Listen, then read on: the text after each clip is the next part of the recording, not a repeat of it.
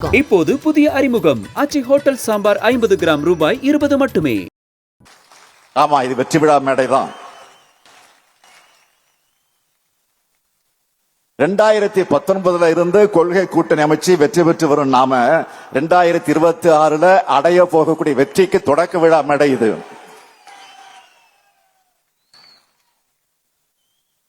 என்னை சந்திக்கிறவங்க உங்க வெற்றிக்கு என்ன அடிப்படைன்னு கேட்டா,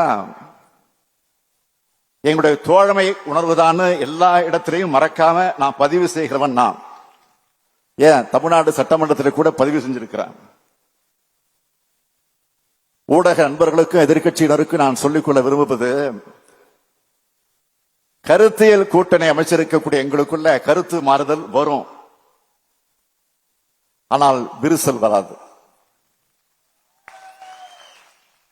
எங்களுடைய ஒற்றுமையை பார்த்து எரிச்சலோடு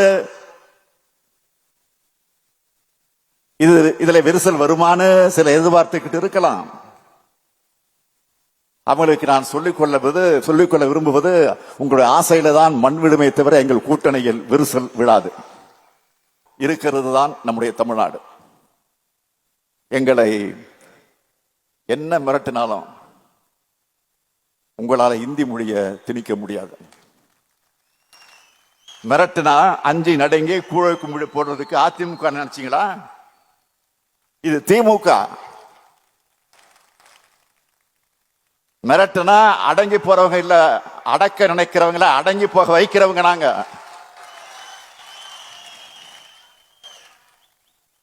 தமிழ்நாட்டுக்காகவும் தமிழ் மொழிக்காகவும் எப்பேற்பட்ட அடக்குமுறையும் எதிர்க்கிற துணிச்சல் கொண்டவங்க நாங்க.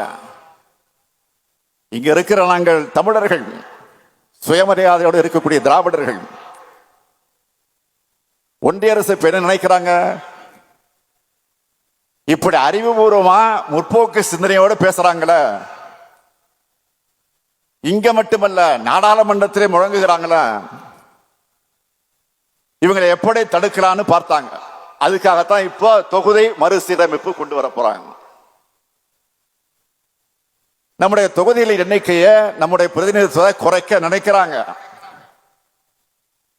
அதனாலதான் நான் முன்கூட்டியே இந்த பிரச்சனையை நாம எழுப்ப முடிவெடுத்து அதை இப்போ கையில் எடுத்து இருக்கிறோம். மற்ற மாநிலங்களுக்கு அதிகரிப்பாங்களா இல்லது அதிகரிப்பாங்களா இல்லையா தெரியாது. நாங்க கேட்கிற கேள்வி, நாட்டோட வளர்ச்சிக்காக மக்கள் தொகை கட்டுப்படுத்தின மாநிலங்கள் ஏன் பாதிக்கப்படணும்? மற்ற மாநிலங்களுக்கு மக்கள் தொகை அடிப்படையில் அதிகரிக்காதுன்னு ஏன் சொல்ல மாட்டேங்கிறீங்க? முன்னாள் பிரதமர் நேரு அவர்களும் திரு வாஜ்பாய் அவர்களும் உறுதி கொடுத்த மாதிரி பிரதமர் மோடி அவர்கள் ஏன் உறுதி கொடுக்க மாட்டேங்கிறார்? மாண்புமிகு பிரதமர் அவர்களே, எங்களுக்கு எழுத்துப்பூர்வமா உறுதி கொடுங்க.